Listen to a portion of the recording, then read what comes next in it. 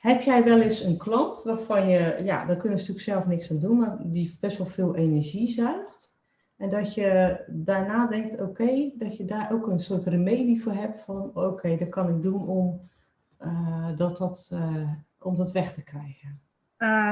Dat heb ik nog niet zozeer met, als ik zeg maar kaartjes leg voor mensen, maar ik zelf van, ja, ik doe ook masseren, hè, mensen masseren. Ja. En ja, ik heb wel inderdaad, ik heb klanten, daar heb ik het totaal niet bij. Maar er zijn ook mensen die toch wel een iets beladene. Ja, en dan ga je toch wel wat extra. Ik had ook aura spray in mijn ruimte. Oh, Wel zoiets dat deed ik dan gebruiken, ja. goed van tevoren. En ik probeer ook echt met ademhalen. Ook het uitblazen, het gewoon. Ja, ook echt weer het goed voelen. Ook het strijken op de benen. Energie. Doe jij dat strijken op de benen, bedoel jij van de klant zelf of van Nee, jou? nee, ik doe dat echt van tevoren bij mijzelf. Ik ben dan echt heel bewust van tevoren probeer ik me echt goed te beschermen. En even echt gewoon een heel goed een moment voor mezelf te pakken. En ook echt meer dat aarden en dat gronden eigenlijk. Maar bij sommige mensen doe je dat net iets, weet ik niet. Dat Meer. verschilt echt bij iemand, bij een Hoe persoon. doe je dat? Is het gewoon zo bij je benetje gewoon zo? En dan Ik met doe zeg maar, je begint bij je bovenbenen. En je strijkt eigenlijk langzaam naar onder toe, masserend naar je onderbenen toe. Ook de zijkanten van je benen pak je mee. Je pakt je knieën vast. Die druk je zeg maar als het ware ook de grond in. Samen ook de enkels, die pak je vast. En gewoon dat al het energie zeg maar, dat echt gaat stromen. Het bewustzijn van je voeten. Ik sta ook altijd, ik heb nooit schoenen aan dan. ja, Ik voel altijd dat mijn sokken of mijn blote voeten ja, heel bewust dat je echt op de grond staat. En altijd die witte, wat ik net ook al zei, die witte bubbel visualiseren. Ik heb wel eens gehad dat iemand te laat kwam of dit of dat. En dan op een gegeven moment dan liep het wat anders en ik ben best wel chaotisch van mezelf. En dan ben ik aan het masseren of ik was iets aan het doen. En ik denk, oh, ik ben het helemaal vergeten. En dan probeer ik dan op een gegeven moment, ga ik me dan toch tijdens de massage dat doen. En ik raak ook heel erg in een meditatie, op een gegeven moment ook door muziek en alles. Wordt het voor mij eigenlijk een soort meditatie op een gegeven moment. Dat is echt heel apart, ja. En dan zit ik ook weer helemaal in mijn flow. ik heb die gebruik ik nu niet meer. Ik heb ze nog wel, want ze waren niet goedkoop. Maar dit zijn dus armbanden. Heb je ook in verschillende soorten en zo. Die je dus kan dragen. Omdat daar een soort, daar zit een soort, hoe moet ik dat zeggen? Daar zit dus echt iets in dat je denkt, oké, ik word geaard. Oké. Dus ik had het toen bij een collega gezien. En die had het tegen mij gezegd, dus ik ben dat toen gaan kopen. En dan voelde ik me zeker in het begin, omdat je natuurlijk best wel in het begin best wel onstabiel, je voelt je draaierig in je hoofd en zo. En als ik met deze had ik eigenlijk meteen het idee dat ik best wel geaard, je voelt je dan ook van bam, alsof je aan het aarden bent echt. Ja. Ik heb ze nu niet meer nodig, maar het is ook wel een goede tip.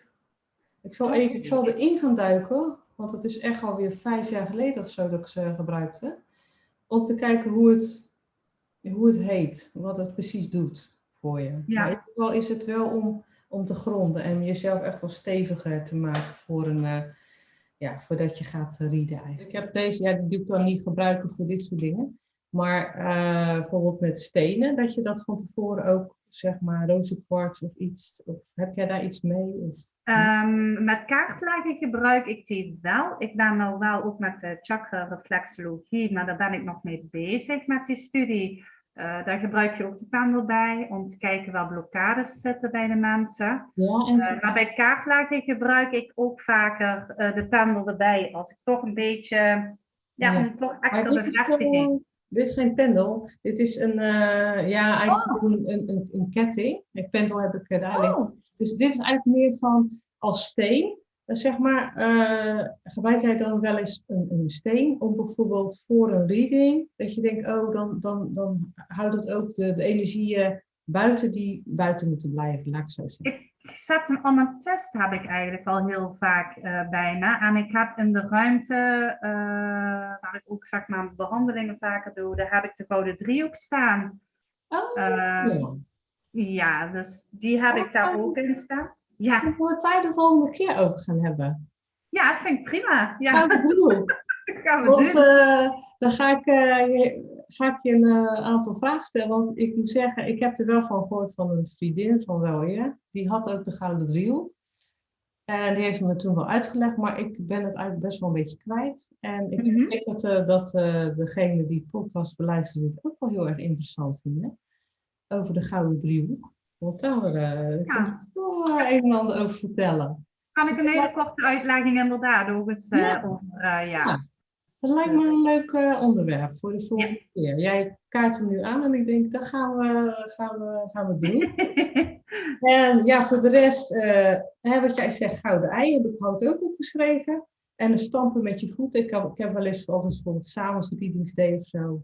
Dan, als je heel veel klanten achter elkaar komt, dat ik dan ook ging stampen met mijn voeten. Zo van om even op pauze en even weer terugkomen op aarde. Als het bijvoorbeeld een hele heftige reading was. Of gewoon dat het energie kost of wat dan ook. Dus dat heb ik ook. Ja, en heb ik deze, die geef ik altijd aan een klant. Als klanten hier een healing hebben gedaan, dan stuur ik deze eigenlijk op of ik geef het gewoon meteen mee. Het zijn echt heel veel visualisatie, allemaal dingen. Oké, mooi. En gouden ei om te aarden, op en neer springen, visualiseren. Over rood, dus de grondchakra, er staat ook van alles in. Ik kan er wel een paar dingen hieronder neerzetten. En dat kan jij ook doen, hè, dat je het van bij jou ook neerzet. En sowieso om te doen. En wat ik ook doe, dat staat er niet op. Dat heb ik geleerd van een collega. Als je nou na afloop al deze dingen hebt gedaan en toch na afloop denkt, ik ben best wel moe. Of dat je denkt, nou je hebt een aantal klanten gehad, als je bijvoorbeeld voor een chatsite werkt, je hebt een aantal klanten gehad. Je denkt op een gegeven moment van nou oké, ik log dan altijd uit in mijn hoofd, want ik log nu uit, zeg ik ook tegen mijn gidsen. Maar dan doe ik eigenlijk zo, dan zeggen zij of ik ben dan een kleur. Dus ik zeg, wat voor kleur ben je vandaag? Nou, vandaag ben ik oranje. Dus ik ben oranje. En dan zeg ik, wat voor kleur zijn de klanten? Want dat doe ik dan allemaal in één. En dan komt meestal een paar klanten naar voren die dan echt de kleur hebben. Van het rood. Nou, dan ga ik mezelf visualiseren dat ik oranje ben. En dan zeg ik van, oké, ik laat nu het rode tot mij komen. En dan komt het rode tot mij. En dit rode ga ik dus elimineren. Dus die ga ik weghalen. Oké. Het rode is van de klanten, wat niet met mij resoneert. Dus dat rode haal ik weg.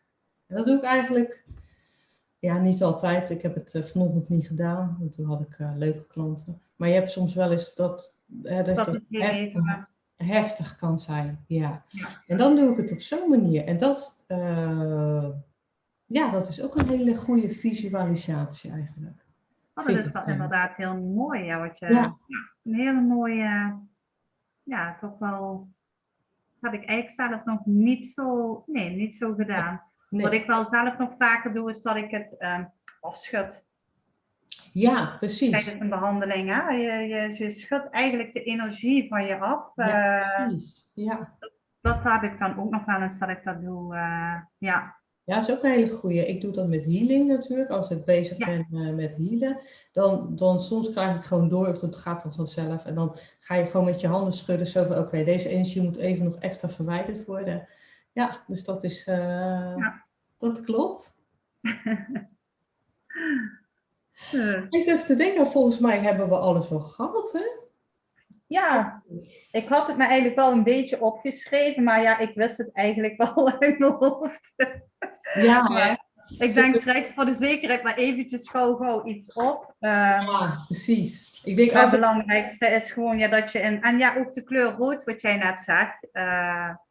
ja, dat is ook wel de kleur van Gronda en Aarde, want dat is van de eerste chakra. Ja, Ik heb het zelf nog nooit zo gedaan, maar ik heb wel gelezen dat er zijn ook mensen die gebruiken de kleur rood dan om een rood truitje aan te doen of iets roods in je woonkamer neer te zetten, om ook net voor dat, ja, met dat aarde en ja, gronden. ja, dat is een Ik hele heb het goeie. zelf niet uitgeprobeerd. Dus, Ik had iemand waar ik voor inviel in een reformzaak.